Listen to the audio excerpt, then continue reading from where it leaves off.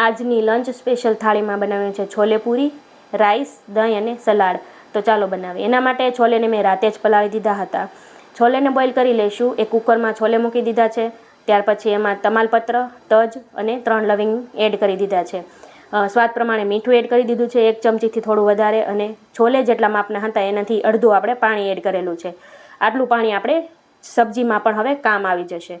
કુકરને હવે આપણે બંધ કરી દઈશું અને 4 જેટલી વિસલ કરી લઈશું. ત્યાં સુધીમાં આપણે રાઈસ બોઇલ કરી લઈએ. રાઈસ બોઇલ થાય ત્યાં સુધીમાં હવે આપણે ગ્રેવી તૈયાર કરી લઈએ. ગ્રેવી માટે 3 કાંદા, 3 ટમેટા, 1 લીલું મરચું, 1 આદુનો ટુકડો, લસણ અને કાજુ લીધા છે.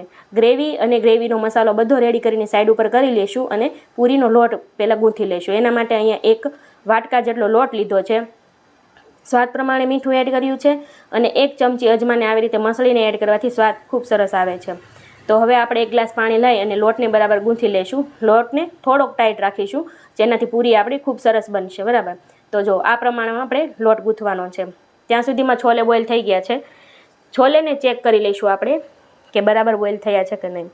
જો છોલે એકદમ બરાબર બોઇલ થઈ ગયા છે. હું તમને એક દાણો લઈને ચેક કરી બતાવું. છોલે એકદમ પરફેક્ટ બોઇલ થયા છે અને આપણું પાણી પણ એકદમ માપનું છે. જે પાણીને આપણે સબ્જીમાં સાથે એડ કરી દઈશું. સબ્જીના વઘાર માટે 1 કડાઈ મૂકી દીધી છે. એમાં મેં અડધો વાટકો તેલ લીધેલું છે, એટલે 7 પાવડા જેટલું છે. ઉપરથી હિંગ એડ કરી દીધી છે. 2 સૂકા લાલ મરચાં એડ કરીશું.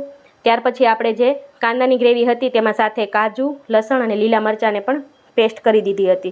તો આ બધી ગ્રેવીને આપણે મિક્સ કરી અને બરાબર હલાવી લઈશું અને ત્યાર પછી એને 7 થી 8 મિનિટ જેટલી સતળાવા માટે મૂકી દઈશું ઢાંકીને, કે જેથી એનો કલર ગોલ્ડન કલર થઈ જાય અને આપણી ગ્રેવી સતળાઈ જાય. ઢાંકીને 7 થી 8 મિનિટ મૂકી દીધા પછી ચેક કરી લઈશું કે આપણી ગ્રેવી રેડી થઈ કે નહીં.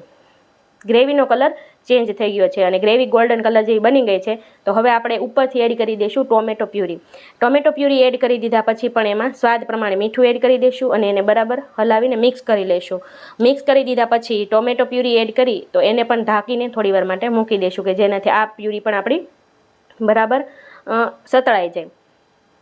એને ઢાંકીને મૂકી દીધી છે. હવે એકવાર ચેક કરી લઈએ કે ટોમેટો પ્યુરી રેડી થઈ કે નહીં. બરાબર અધકચરી સતળાઈ ગઈ છે. તો હવે આપણે મસાલા એડ કરી દઈશું. એમાં 1 ચમચી લાલ મરચું, 1 ચમચી ધાણા જીરું અને 2 ચમચી જેટલો આપણે છોલે મસાલો એડ કરી અને એને મિક્સ કરી અને બરાબર ઢાંકી દઈશું કે જેથી મસાલો અને આપણી ગ્રેવી બધું એકદમ બરાબર સતળાઈ જાય. હવે આપણે ચેક કરી લઈશું. તો તમે જો મસાલો અને ગ્રેવી બધું એકદમ સતળાઈને સરસ થઈ ગયું છે અને કલર પણ એકદમ સરસ ગ્રેવીનો થઈ ગયો છે. એટલે આપણી ગ્રેવી તૈયાર છે. તો હવે આપણે છોલેને એડ કરી દઈશું. છોલે એડ કરી અને 1 ચમચી મીઠું એડ કર્યું છે કે જેનાથી સ્વાદ બધો બેલેન્સ થઈ જાય, ન ઓછું કે ન વધારે. એને બરાબર હલાવી અને હવે આપણે આ ગ્રેવીને પણ 10 થી 12 મિનિટ જેવી ઢાંકીને મૂકી દઈશું જેનાથી છોલેમાં એ ટેસ્ટ પરફેક્ટ બેસી જાય. જુઓ આપણે છોલેની સબ્જી રેડી થઈ ગઈ છે મોસ્ટ ઓફ. એટલે હવે આપણે એને હલાવીને મિક્સ કરી લઈશું બરાબર અને એડ કરવાના રહેશે ઉપરથી ધાણા. તો અહીં મેં ધાણા પણ કટિંગ કરીને એડ કરી દીધા છે અને આપણી છોલેની સબ્જી રેડી છે. તો હવે આપણે પૂરી માટે તેલ ગરમ કરવા માટે મૂકી દઈશું. એના માટે મેં 1 કડાઈ લીધી છે. એમાં તેલ એડ કરી દીધું. તેલ આપણું ગરમ થાય તરત જ હવે આપણે પૂરીને ફટાફટ તળી લઈશું. તો હવે અહીંયા આપણી પૂરી તળાવા માંડી છે. તમે જોઈ શકો છો પૂરી પણ તળાઈને ફૂલીને સરસ થઈ ગઈ છે. તો આવી રીતે એક સાઈડથી જ્યારે ગોલ્ડન કલર જેવો કલર થાય પછી એને આપણે ફેરવી લઈશું અને બીજી સાઈડ પણ આવી ગોલ્ડન થાય એવી રીતે બધી જ પૂરીને એક સરખી તળી લઈશું અને પછી આપણે હવે આપણી થાળીને સર્વ કરવા માટે રેડી કરી લઈશું. તો પૂરી આપણી બધી જ બનીને તૈયાર થઈ ગઈ છે.